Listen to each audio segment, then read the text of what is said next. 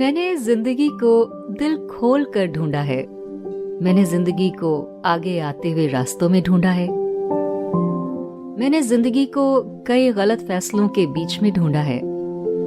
मैंने जिंदगी को दीवार के गिरते प्लास्टर में भी ढूंढा है। और मैंने जिंदगी को ढेर सारे आंसुओं के बीच में भी ढूंढा है। जिंदगी एक ऐसी कहानी जो कि आपके इस दुनिया में आने के साथ शुरू होती है, और जब तक आप इस दुनिया से टाटा बाय बाय नहीं कर लेते, वो कहानी आपकी चलती ही रहती है ना? और इसी कहानी के बीच एक और कहानी चलती है, और वो होती है हमारी ट्रैवल की कहानी। बात 2006 की है। जैसे कि मैंने आपको अपने पिछले एपिसोड में बताया कि शादी के नाम पर मेरे साथ क्या हुआ, उसके बाद दिल जैसे शब्द से हट सा ही गया। फिर भी माँ के बहुत ज्यादा फोर्स करने पर मैंने रेगुलर रूटीन में जम के हिस्सा लिया। यानी वही देखना, दिखाना, चाय के कप लेकर आना, आगे मुड़ो, पीछे बैठो, क्या करती हो, क्या इरादा है, ये सब रूटीन मैंने फॉलो किया। And then one fine morning I decided कि मेरी अपनी डिग्निटी है, मेरी अपनी सेल्फ रिस्पेक्ट है और मेरे अपने उसूल हैं। और उन उसूलों में सबसे बड़ा उसूल ये है कि मैं कोई बिकाऊ चीज नहीं हूँ। मैं कोई मार्केट में रखा हुआ प्रोडक्ट नहीं हूँ। मेरा एक वजूद है, मेरी एक सोच है, मेरे कुछ ख्याल हैं और मेरे कुछ सपने हैं। और उन सपनों में दहेज तो डेफिनेटली कहीं भी नहीं स्टैंड करता है। और यही सोचकर मैंने अल्टीमेटली डिसाइड किया कि बहुत हो गया इमोशनल ब्लैकमेल मेरी माँ का, और अब मैं शादी नहीं करूंगी। और इसी को सोचने के साथ साथ मैंने ये भी डिसाइड किया कि अब जब अकेले रहने का फैसला किया ही है तो टोटली अकेले ही रहना चाहिए। और ये सोचकर मैंने अपना पेरेंटल हाउस छोड़ दिया और मैंने अपनी जिंदगी की नए सिरे से राइट फ्रॉम स्क्रैच शुरुआत करी।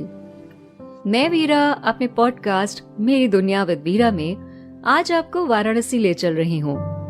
लेकिन वाराणसी की यात्रा से पहले मैं जो स्टोरी आपको सुना रही हूँ उसकी बड़ी सिग्निफिकेंस है वाराणसी की यात्रा से जुड़ी।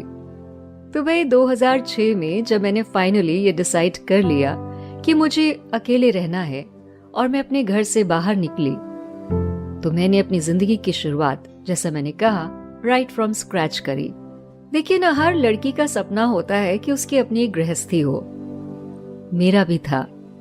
तो बस मैं अपनी नए सिरे से गृहस्थी बनाने के लिए निकल पड़ी और कुछ सालों बाद कामयाब भी हो गई। पर निकलने और कामयाब होने के बीच का जो सफर था वो बहुत ही दुखदाई था। उसमें कई बार ऑफिस की कबर्ड से बिस्किट निकाल के पेट भरना भी था। उसमें ठंड में जमीन पे सोना भी था। उसमें काफी देर तक रोते हुए अपना मॉर्निंग शो होस्ट करना भी था। और उसी में बेयर मिनिमम एमिनिटीज के साथ अपने नए घर को सजाना भी था। ये सब किया मैंने, और इसी के साथ मैंने अपनी ट्रैवलिंग को भी कंटिन्यू रखा। तो 2007 की शुरुआत में मैंने ट्रिप ली वाराणसी की। जैसा मैंने कहा कि राइट फ्रॉम स्क्रैच शुरुआत करने का मतलब था कि मेरे फाइनेंसेस काफी लो थे उस वक्त। फिर भी जैसा कि अब तक आप जान ही गए होंगे कि मैं ट्रैवलिंग की कितनी बड़ी दीवानी हूँ, तो ट्रैवलिंग तो मैंने छोड़ी नहीं और इसीलिए प्लान बनाया वाराणसी जाने का। बस लखनऊ से मात्र 270 किलोमीटर है वाराणसी, है ना? और 2500 साल से लगातार बसी हुई है ये सिटी, जिसे बनारस के नाम से जाना जाता है और जिसे काशी भी कहते हैं। और यहीं पे है हमारा एक ज्योतिर्लिंग काशी विश्वनाथ। मैंने ट्रैवल करने के लिए बनारस ही क्यों चुना, इसकी भी एक बहुत ही मजेदार कहानी है।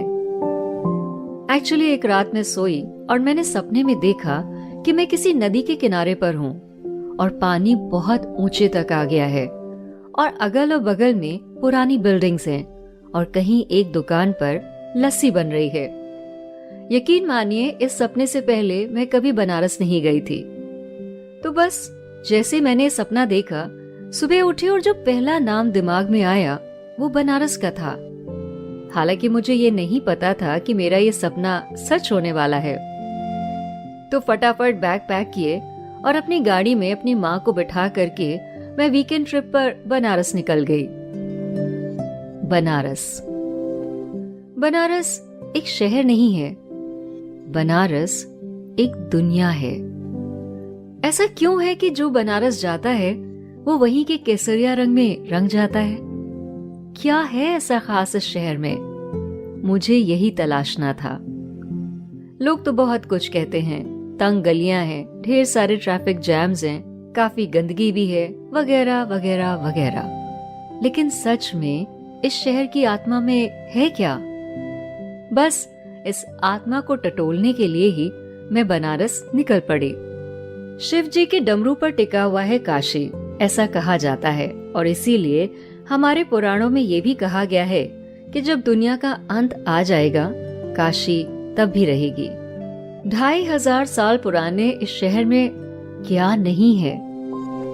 मुझे आज भी अच्छी तरह से याद है, बनारस पहुंचते ही मैंने सबसे पहले रुख किया था दशाश्वमेध घाट की ओर। सुबह सुबह हम निकले थे लखनऊ से। शाम 6 बजे बनारस पहुंचने के बाद होटल में चेक इन करने के बाद बिना सुस्ताए हुए, जैसा कि मैंने कहा कि मुझे उस सिटी की वाइब को महसूस करना था, तो मैं और मम्मी तुरंत दशाश्वमेध घाट की ओर निकल गए और हमारा प्लान था कि हम काशी विश्वनाथ की रात की आरती में हिस्सा लें, और हमने ऐसा किया भी। ये उस वक्त की बात है जब काशी विश्वनाथ का रेनोवेशन नहीं हुआ था और वो बिल्कुल अपने पुराने फॉर्म में था, और वो काफी अच्छा तब भी था। एनीवे, तो जैसे ही हम दशाश्वमेध घाट पहुंचे, आप यकीन नहीं मानेंगे, ये बिल्कुल सच है, आज भी मेरे रोंगटे खड़े होते हैं कि जो सपने में मैंने जगह देखी थी जहां मैं उस दिन तक नहीं पहुंची थी, वो दशाश्वमेध घाट ही था। क्योंकि जैसे ही मैंने वहां की सीढ़ियों पे कदम रखा, वो सारा सीन मेरे सपने का जैसे जी उठा, और तब मुझे लगा कि यहाँ से तो मेरा पुराना नाता है, वरना सपने में इस जगह को देखना भला कैसे पॉसिबल था। तो दशाश्वमेध घाट पर सीढ़ियों पे बैठकर मैंने गंगा जी को जी भर के निहारा, और आसपास मैंने बड़े बड़े जो गोल गोल छाते लगे हुए थे, उसके नीचे जो पंडित बैठे हुए थे, जो और लोगों से बातें कर रहे थे, कोई किसी के हाथ की लकीर देख रहा था, कोई अपनी कुंडली पढ़ रहा था, तो कोई यूं ही हवा में देख रहा था, उनको गौर से देखा। और फिर गंगा जी में पड़ती हुई नाव की परछाइयों को देखा, और जब सिर उठा के पीछे देखा तो दूर तक चमचमाती हुई दशाश्वमेध घाट की सीढ़ियां थी। दिल ना अंदर तक जैसे तृप्त हो गया। और फिर मैंने सोचा कि जब मैंने सपने में लस्सी की दुकान देखी है, तो जरूर यहाँ लस्सी की दुकान होगी भी। और सच में बिल्कुल एंटर करते हुए ही बाएं हाथ पर एक अमेजिंग लस्सी की दुकान है। तो जब मैं लौट रही थी, मैंने वहाँ की लस्सी भी पी, और उसके बाद हमने काशी विश्वनाथ मंदिर के दर्शन किए। हालांकि गलियों में हम कई बार रास्ता भूले, क्योंकि उस वक्त काफी तंग गलियां थी, पर उन गलियों से गुजरते हुए बहुत ही मजा आ रहा था, क्योंकि छोटी छोटी दुकानों की जो कतारें थी ना, यही तो थी बनारस की असली पहचान। मैंने एक एक दुकान पर रुककर खूब सारी चीजों को देखा, और उसके बाद काफी लंबा गलियारा पैदल चलते हुए तय करते हुए काशी विश्वनाथ मेन टेम्पल में एंटर किया। खुशी की बात ये थी कि जब मैं गई थी तो उस वक्त भीड़ बहुत ही कम थी। रात की आरती की वजह से दर्शन रोक दिए गए थे, और हमने बाबा की रात की आरती दिल खोल कर वहीं धूनी रमा कर आराम से देखी, और उसके बाद मन भर के उनके दर्शन भी किए काफी पास से। बनारस एक्चुअली एक एहसास है। वैसे तो गंगा जी का ठिकाना है बनारस। बनारस के बारे में ये भी कहा जाता है कि यहाँ शिव और पार्वती का परमानेंट रेजिडेंस है, यानी हमेशा रहते हैं दोनों यहाँ पर। अच्छा, बनारस की जो हिस्ट्री है वो भी कम रंगीन नहीं है। काफी सालों पनपने के बाद 3 सेंचुरी तक ये मुगल कंट्रोल में रहा, पर 17वीं शताब्दी में मराठास ने इसका उद्धार कराया, और अहिल्या बाई होलकर ने जो मंदिर औरंगजेब ने गिराया था उसको दोबारा बनवाया। इनफैक्ट उन्होंने वाराणसी के जितने भी मंदिर थे उन सबको दोबारा बनवाया। ये मंदिर वही थे जिन्हें 8वीं शताब्दी में आदि शंकराचार्य ने स्थापित किया था।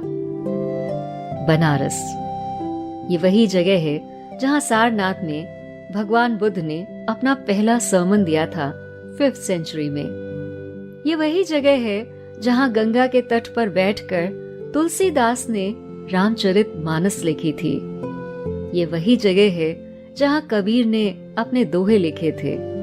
और ये वही जगह है जहाँ रविदास जी का जन्म हुआ था और जहाँ से भक्ति मूवमेंट भी चला था।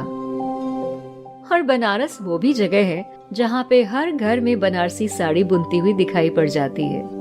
बनारस कल्चरल हब भी है। प्रेमचंद, बिस्मिल्लाह खां जैसे नाम यहीं से निकले हैं। बनारस हिंदू यूनिवर्सिटी, जिसे एनी बेसेंट और मदन मोहन मालवीय जी ने मिलकर बनवाया था, वो भी है। सप्तपुरी में से एक है बनारस।